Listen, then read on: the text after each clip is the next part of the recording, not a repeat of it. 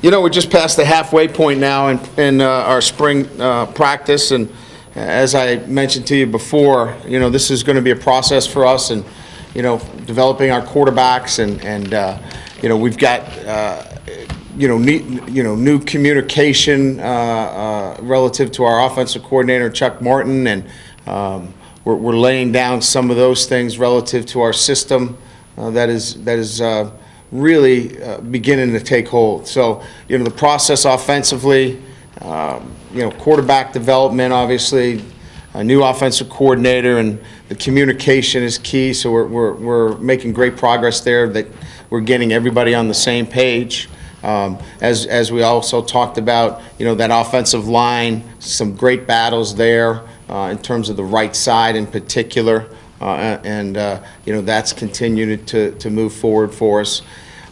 So that's kind of what we're doing on offense. Defensively, you know, some key positions that we're starting to, you know, look at. The corner position, there's a great battle going on out there with the corners that we have, and then of course the outside backer position with Danny Spahn and Council.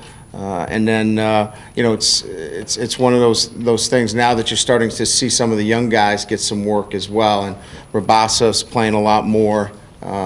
You know, Sheldon Day obviously is a young man that we're looking at quite a bit. So I think we're where we wanted to be. Is we're starting to get a good sense and feel for some of those guys that didn't get a lot of playing time last year.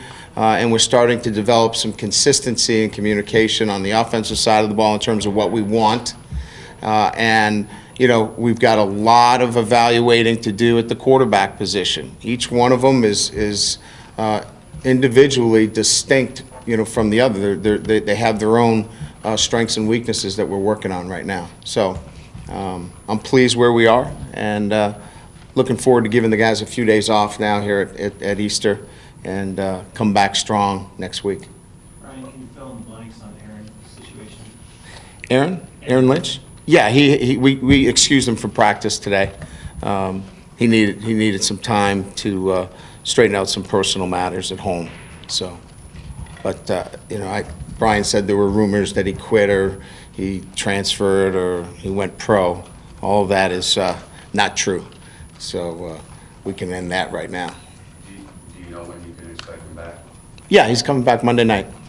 Yep.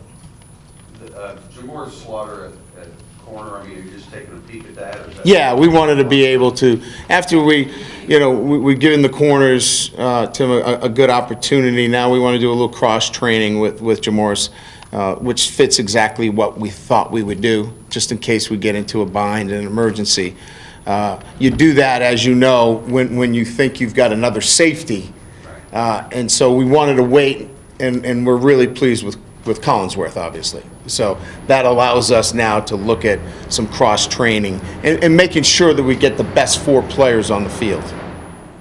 Just following up on that, is there any chance that Jamoris would end up there, wouldn't just be a cross-training experiment? No, we're pleased with the cornerback position right now. But if there's an injury, you know, we want to be prepared for that and not feel like, all right, we didn't give this an opportunity to be comfortable out there. So I think we're really looking, Eric, more than anything else, if there's an injury. Saw Dan Fox on the side of the crutch. He sprained his PCL. No surgery, very little swelling, just a little sore. No one expect him back, timeline, a couple days? Or? It just depends on, you know, when he starts to feel better. We had an MRI, no meniscus, so this is just when he starts to feel better, we'll get him back out there. Brian, with Bennett, you've been pretty high on him. With Yeah. Lowe on the other side, what does he still need to prove to, I guess, make himself a starter? I think when you're at this time, when you're, and it's similar to the quarterbacks, the consistency in their performance, you know, not having highs and lows, and really, if I really were to just boil it down to one thing, is keep the ball in front of you, you know, and so I think that's what we're looking for from that wide corner.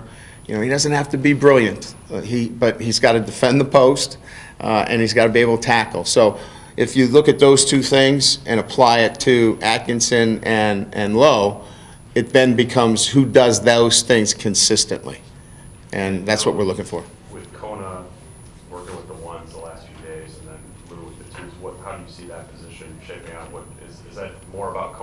more about Lou?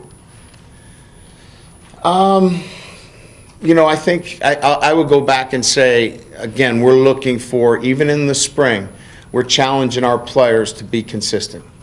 And we want a consistency from them that every day we know what we're going to get.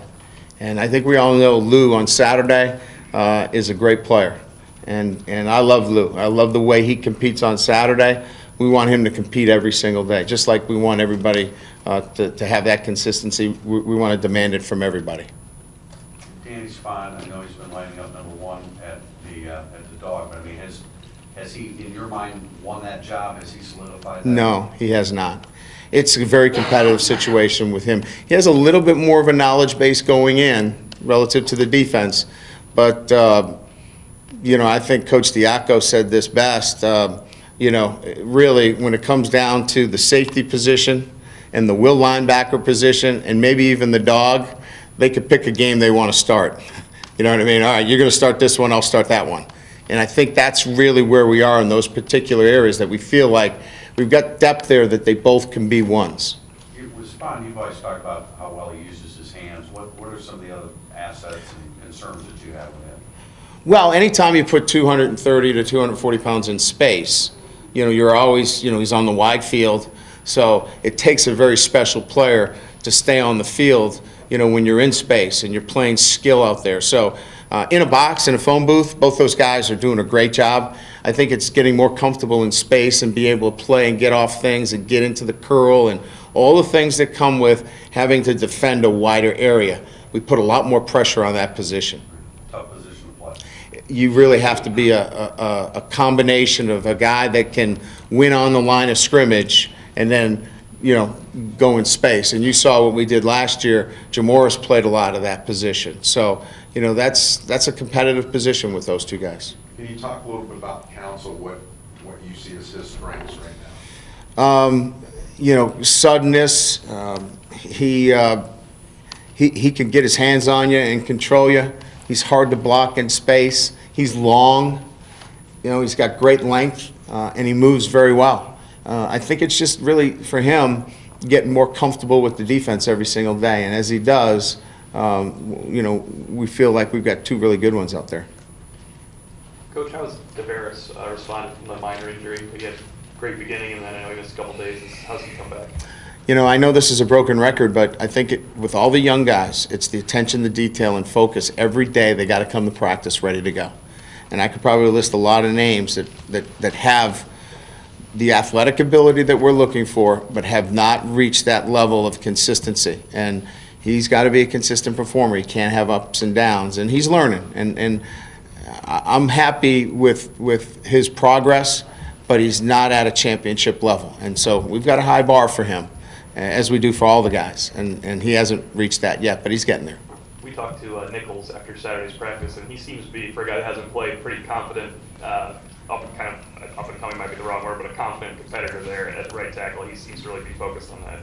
Oh, yeah. I mean, I think that's been his focus since he got hurt last year. I mean, he got a chance to, you know, obviously watch what was going on there and what needs to be accomplished. And, you know, he's a guy who hasn't played a snap, you know. So, you know, he still has to prove himself every single day against some very good defensive linemen. So the one thing we know, we're going to get an offensive tackle ready and a guard ready because they're going up against some pretty good players in practice. How has the kicking competition between Tausch and Brinza come along, and also any movement along the turn? Yeah, no, what we've been doing really is breaking down the units and working internally from the inside out. So we've been doing a lot of work in protections from an inside-out position, both in punt block in punt protection, and PAT field goal. We've been working with those guys separately. They've been filmed separately. They've been charted separately. Coach Diaco's working with the punters individually. So, you know, we have broken them up. So we haven't really gone full unit. It's been separated. What we're working on right now is what I talked about in our initial meeting is our takeoffs versus hang time. And so we're having kickers and we're charting. For example, we've got 10 kicks today for both Brinza and Tausch.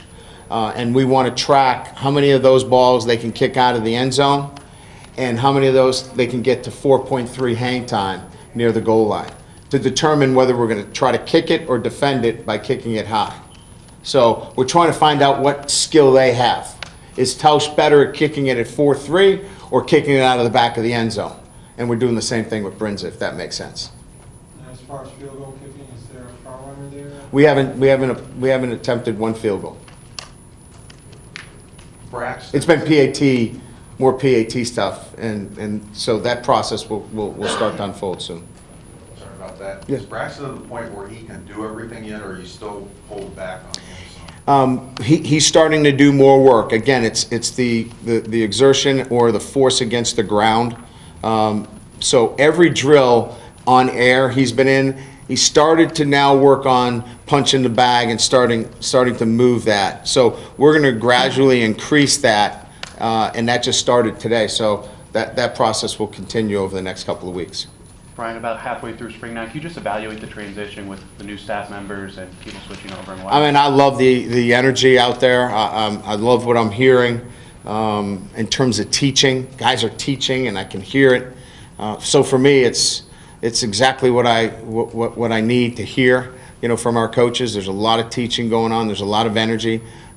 So for me, I feel really good about going out to practice, and what I hear, I really like. Brian, following up on that Booker with recruiting and so forth, what's your early impressions of him as a recruiter?